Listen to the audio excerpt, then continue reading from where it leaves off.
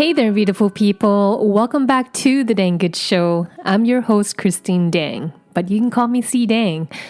Today, we're diving into something that affects all of us every single day. Something you might not even realize is draining your mental energy. The paradox of choice. Think about it. How many decisions have you already made today? What to wear? What to eat for breakfast, which route to take to work, which email to respond to first, which podcast episode to listen to, though I'm thrilled you chose this one. And the list goes on and on. We live in an era of unprecedented choice. The average grocery store carries about 40,000 products.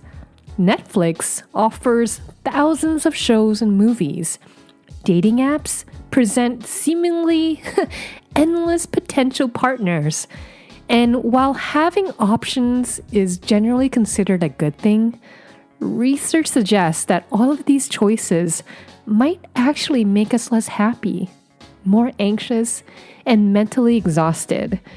Today, we're going to explore this fascinating paradox, why having too many choices can actually drain your energy and make you feel less satisfied with your decisions. We'll dive into the psychology behind decision fatigue, how it affects our mental health and daily lives, and most importantly, I'll share some practical strategies to simplify your decision-making process and reduce that mental load. So, grab your favorite drink, get comfy, and let's talk about how to navigate this overwhelming world of endless options. Let's start by understanding what's actually happening in our brains when we face too many choices. This phenomenon has been studied extensively by psychologists and even has a name: choice overload, or the paradox of choice. One of the pioneering studies in this field was conducted by psychologists Sheena Iyengar and Mark Lepper back in 2000. They set up a tasting booth at a grocery store, alternating between offering shoppers 24 different jam flavors and just 6 flavors. What they found was fascinating. While the larger display attracted more attention, people were actually 10 times more likely to purchase jam when presented with the smaller selection. This counterintuitive finding has been replicated across many different contexts, from retirement plans to chocolate assortments. It turns out that while we're drawn to having many options, we often end up less satisfied and more paralyzed when actually making a choice.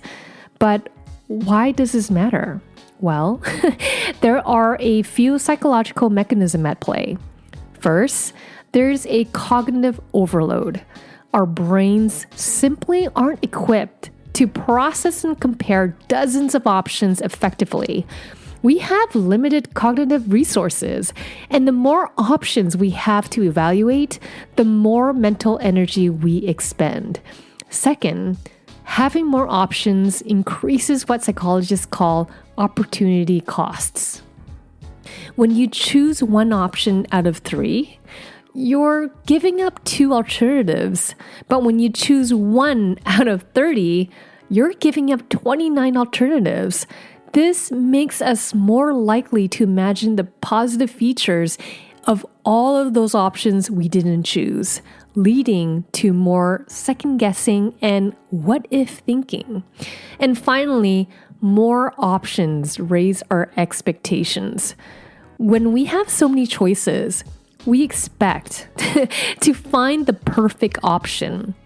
And when reality inevitably falls short of perfection, we're more likely to feel disappointed. As Barry Schwartz, author of The Paradox of Choice, puts it, when there are lots of alternatives to consider, it's easy to imagine the attractive features of alternatives that you reject, making you less satisfied with the alternative that you've chosen. Now that we understand choice overload, let's talk about its cumulative effect, decision fatigue. Decision fatigue refers to the deteriorating quality of decisions made by an individual after a long session of decision making. It's the reason judges tend to make more favorable decisions after lunch than right before it, and why many successful people like Steve Jobs or Mark Zuckerberg wore the same outfit every day. Each decision we make, no matter how small, depletes a limited resource of mental energy. By the end of the day, filled with choices, from what to wear, to which project to prioritize at work, to what to cook for dinner. Our ability to make good decisions progressively deteriorates. Here's how decision fatigue typically manifests. Number 1, avoidance. We start putting off decisions or letting others decide for us. Number 2, impulsivity. We make snap decisions without properly weighing options. Number 3, status quo bias. We default to what we've always done, even if it's not optional. And lastly, number 4, decision paralysis. We become unable to make a choice at all. I've definitely experienced this myself. There has been evenings when, after a day of making decisions at work, the question, what should we have for dinner, feels genuinely overwhelming. I've literally stood in front of the refrigerator, staring blankly, unable to process the options. Anyone else been there? It's not that deciding between pasta or salad is inherently difficult. It's that my brain has already made hundreds of decisions that day and simply didn't have the energy for one more. This isn't just inconvenient. It can have real consequences for our mental health. Chronic decision fatigue has been linked to increased stress, anxiety, and even depression. It can lead to poor self-control, which affects everything from our eating habits to our spending behaviors. And in a world where we're constantly bombarded with choices, it's becoming an increasingly common source of mental exhaustion. But here's the thing. Awareness is the first step to change. Just recognizing that decision fatigue is affecting you can help you start to address it. And that's what we're going to talk about next. Practical strategies to reduce the mental load of too many choices. Before I share some strategies for dealing with choice overload, I want to share a personal story about my own struggle with decision fatigue and how it impacted my life. Now, a few years ago, I was in this phase of my life where I was trying to maximize everything. I'd spend hours researching before making even relatively minor purchases. I'd open multiple tabs to compare products, read dozens of reviews, and still feel uncertain about my choice. I remember once spending nearly 3 hours trying to decide which food processor to buy. 3 hours of my life I'll never get back. Only to still feel unsure about my final choice. But it wasn't just shopping. I would agonize over which movie to watch on a Friday night, which workout program to follow, which project to tackle first. I was constantly creating extensive pros and cons lists and still feeling paralyzed. The breaking point came during a period when I was freelancing. With the freedom to structure my own days came an overwhelming number of decisions. When do I wake up? Which client work should I prioritize? Where should I work from today? What skills should I develop next? By Thursday of each week, I felt completely depleted. I was making poor decisions, procrastinating more, and feeling increasingly anxious. It was around this time that I started reading about decision fatigue and the paradox of choice. Learning that what I was experiencing had a name and was backed by research was incredibly validating. I wasn't just being indecisive or inefficient. I was experiencing a well-documented psychological phenomenon. This awareness led me to experiment with different strategies to reduce my decision load. I started creating personal defaults, like a weekday capsule wardrobe and a set morning routine. I began meal planning on Sundays to eliminate daily food decisions. I set specific times for checking emails rather than responding to each notification immediately. The results were remarkable. I had more mental energy for decisions that truly mattered. I felt less anxious and more present. And ironically, by limiting my choices in some areas, I actually felt more in control and more satisfied with my decisions. This experience taught me that freedom isn't about infinite options. It's about having meaningful choices that align with our values and priorities. And that's a perspective shift that has made a huge difference in my life. Enjoying what you're hearing? Fantastic. To make sure you're always in the loop with the latest episode, just hit that subscribe button. Your support makes all the difference. And hey, this podcast thrives because of awesome listeners like you. So a big shout out for that. And of course, I'm on Instagram. Find and follow me at Christine_Dang. Lastly, looking for more information on what we discussed today? Just cruise on over to thedangoodshow.com, click on the episode you're curious about, and voila, access to the show notes. Now, without further ado, let's jump back into the show. Now, let's get into the practical stuff. How can we reduce the burden of too many choices without sacrificing the quality of our decisions? Here are some strategies that have worked for me and that are backed by research.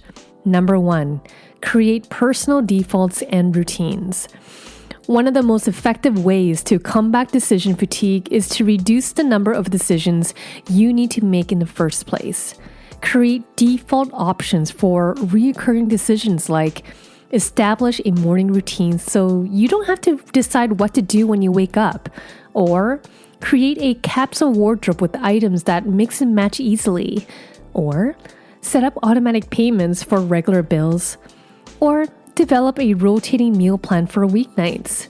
When former President Barack Obama was in office, he famously said, "I don't want to make decisions about what I'm eating or wearing because I have too many other decisions to make." That's why he only wore gray or blue suits. By creating these defaults, you conserve mental energy for more important decisions. Number 2, use the 2-minute rule. For small decisions, use the 2-minute rule. If a decision will take less than 2 minutes to make it immediately without overthinking. Save your analytical thinking for more consequential choices. Number 3, embrace good enough for most decisions. Psychologist Barry Schwartz distinguishes between maximizers who try to make the optimal decisions and satisficers who settle for good enough. Research consistently shows that satisficers tend to be more happier with their decisions and experience less regret. For most decisions, aim to be the satisficers. Ask yourself, what's the minimum criteria this choice needs to meet? Once you find an option that meets that criteria, go with it and move on. Number 4, use decision frameworks for important choices. For bigger decisions, have a consistent framework that can cut through the noise, like the 10-10-10 rule. How would you feel about this decision 10 minutes from now, 10 months from now, 10 years from now? Or the regret minimization framework. When you're 80, which choice would you regret not making? And lastly, the hell yeah or no approach. If you're not saying hell yeah to an opportunity, say no. Number 5, batch similar decisions. Group similar decisions together and handle them in a dedicated time block.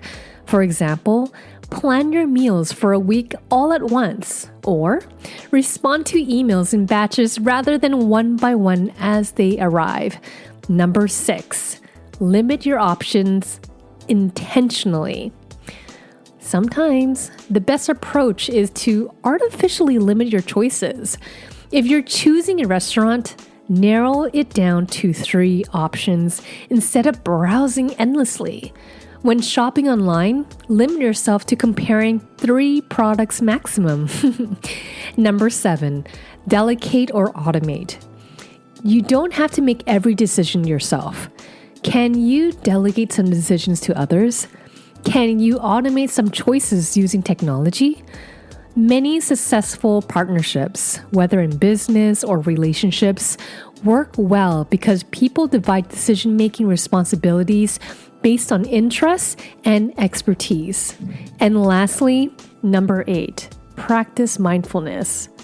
Mindfulness meditation has been shown to improve decision-making and reduce impulsivity. Even a few minutes of mindful breathing can help reset your mental state when you feel overwhelmed by choices. The key here is to be intentional about your approach to decisions. By implementing even a few of these strategies, you can significantly reduce the mental load of choice overload and make space for what truly matters. As we wrap up our conversation about the paradox of choice, I want to zoom out and consider the bigger picture. In many ways, the abundance of choice we face today is a privilege. It reflects the prosperity and freedom of our society. Many people around the world would love to have the problem of too many options.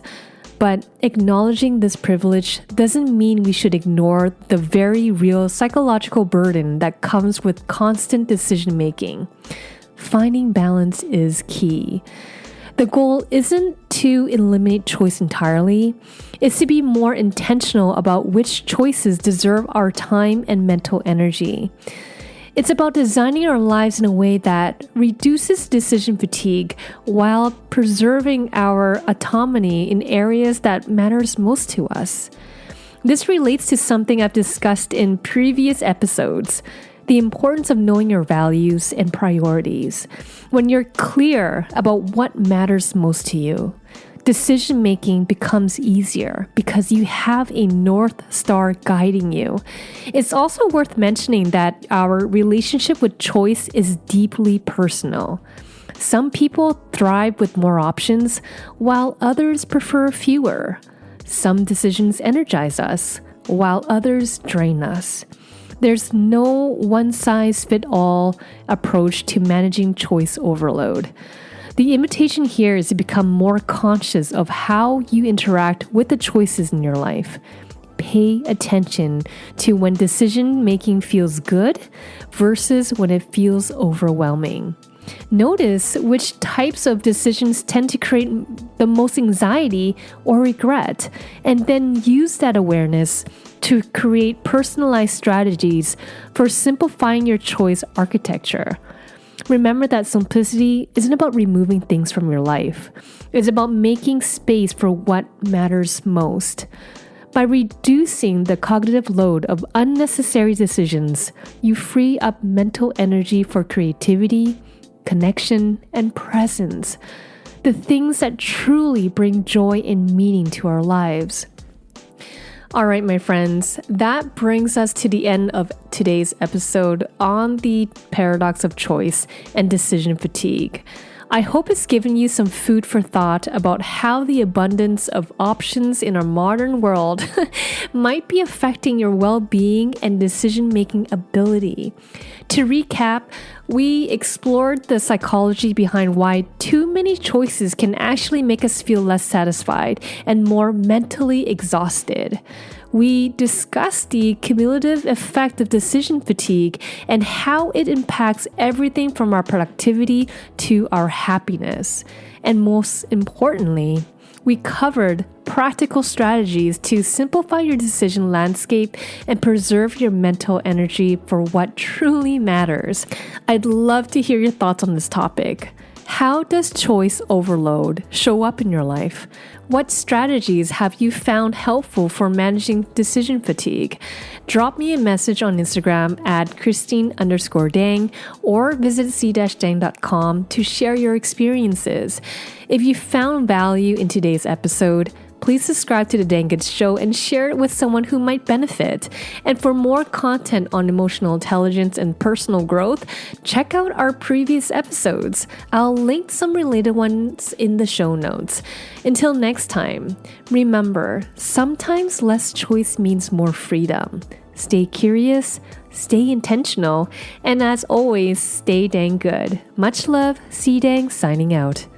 Thank you for joining us on The Dang Good Show. Remember to swing by our website, thedangoodshow.com, where you can easily subscribe on platforms like Apple, Google, and Spotify to keep up with our latest episodes. Loved what you heard today? A thumbs up and a positive review on your favorite listening platform would be incredibly appreciated. And if our show struck a chord with you, sharing it with just one friend can help our community grow and thrive. Thanks once more for lending your ears to me on The Dang Good Show. Until we meet again, take care and goodbye.